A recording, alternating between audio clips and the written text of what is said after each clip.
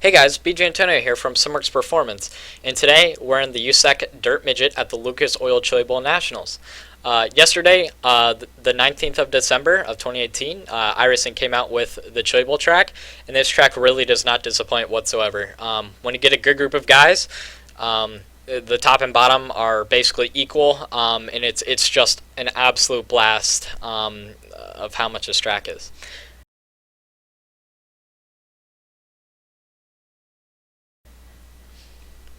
So today, we're going to be having another setup tutorial. I've had a lot of requests after my last one I made for the 360 sprint cars. And yeah, so basically, what we're going to be doing is we're going to start with a baseline setup provided by iRacing, and then we're going to evolve to a, race-ready setup that's more than competitive. So basically, we will load the iRacing default Chili Bowl setup. Let's take the left side door off. So basically we'll put it to about 1 gallon and then about 680 gear. So that's the only thing we're going to be changing right now. And we're going to see how the car reacts.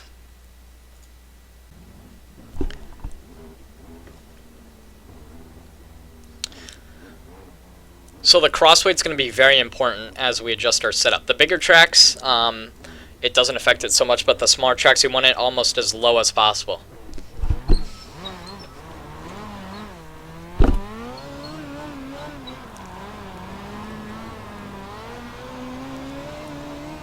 You got about 5 laps of fuel left.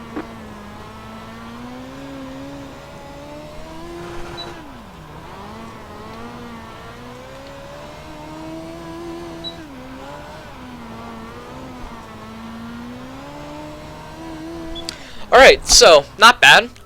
The one thing you want to make an attempt at is try and keep the car sideways almost at all times. Right when you exit the corner, you want to try and get the car sideways almost again for the next entry. Because if you don't do that, you're going to risk making your car push entry to mid-corner, the next corner. So once we're in the garage area, the first thing that we're going to do is we're going to mess with the tire pressures and stagger. Because basically what we're going to be doing is we're going to be tightening up the chassis, but we're going to loosen it up with the stagger.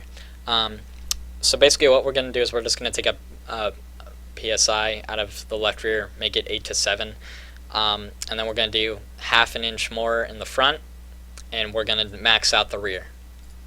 So basically the only changes we're going to be doing on this screen is half an inch in the front and about 7 in the rear. So again, the main thing we're going to be paying attention to in this video is cross weights. We want to get the car as low as possible, and we'll be getting a lot of side bite that way, and the car won't be overly tight. So crossweight isn't as big of a deal on the bigger tracks on iRacing for the midgets, but for the Chili Bowl, it's a completely different ballgame. So next, we're going to change the steering box. I mean, this is just a personal preference. I put mine to 9. Basically, if we hover over this, it says degrees of steering wheel rotation equaling a degree of the pitman arm.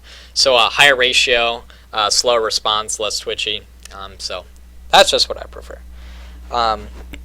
Next, pitman arm length stays the same, and we're going to do the steering offset to +0, C out X, and front toe in.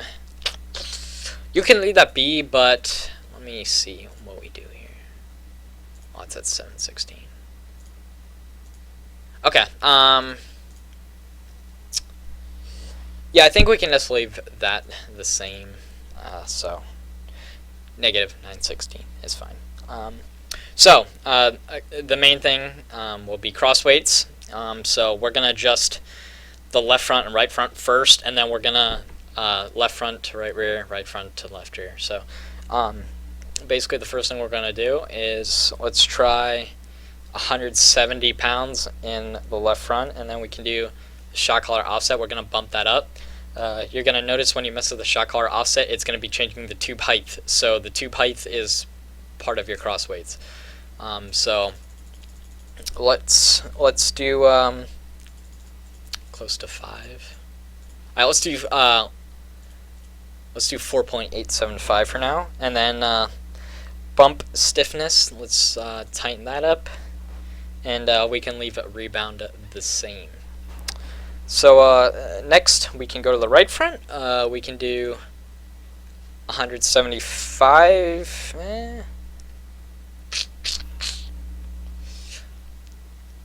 We don't want those the same. You know what, let's go 180. And then shot color offset we can do 3.625. And then for bump, let's do 3.5. And then rebound, we're going to bump up to 6. So basically, the rebound and bump are your shocks. And reading here below, it says how stiff the shock is while rebounding. So more rebound, tighter under acceleration, and that's for the front. And then more rebound in the rear, tighter under braking and turn-in. So we don't want to be tight mid-corner. So 6 it is. So now, as you can see, the crossweight's 51.2. It's raised a bit right now, or not raised, excuse me, but basically we're failing the crossweight tech, so we can't really grid up on the track. So that's because we messed with the front end. We didn't touch the rear yet, so once we mess with the rear, it'll mess with the crossweights diagonal from each other. So let's lower the torsion bar diameter here on the left rear to about 0.775 or maybe 0.8. We can do negative 0.75. Let's do negative 1 turns. We're going to leave the bump the same. And for rebound, let's just switch her to 4.5. Wheel spacing stays the same. Basically, your wheel spacing, more left or outboard, more outboard in the left rear makes it tighter, less looser. So we can just leave that the same. Moving on, you can see that we passed tech right now, but we still need to mess with the right rear. It might fail tech, and we might have to make a few minor adjustments from there. But let's just... we can leave the torsion bar diameter in the right rear at about 850. Let's see how it reacts. But for the torsion bar stop in the right rear, we're going to bump that up to an extreme positive. Let's try 2 turns, or 2.25. Okay, so we're failing tech right now. But let's change the valving a bit and see what happens. Okay, so we're still failing. Let's try and bump the torsion bar diameter down. Okay, so we bumped the torsion bar diameter down, and now we're passing tech. So now, the only other concern really is fuel. Once we change fuel, it's going to change the heights. Nope, we passed. So let's change the rebound to 3.5. And let's change our gear, and then let's see how the car reacts. So we're passing tech, and the crossweight's at 47.5, so that's really good. So let's get on the track and see how the car reacts.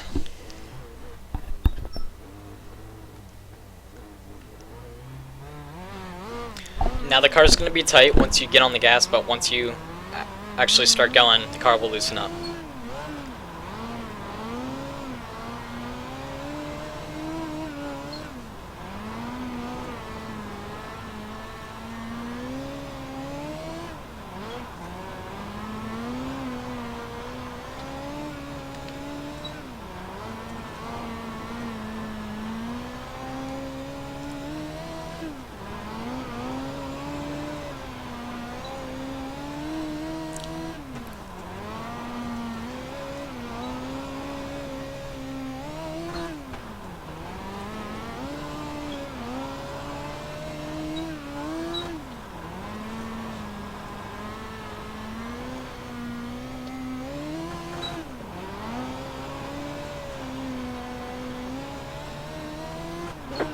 Oh, we're out of fuel. But no, that was a massive improvement. Gearing wise, I mean, even just one minor change of gear helped a lot. But you'll notice that the car will be a bit tight on exit and on the gas, but that's easily able to be controlled. So honestly, a massive improvement.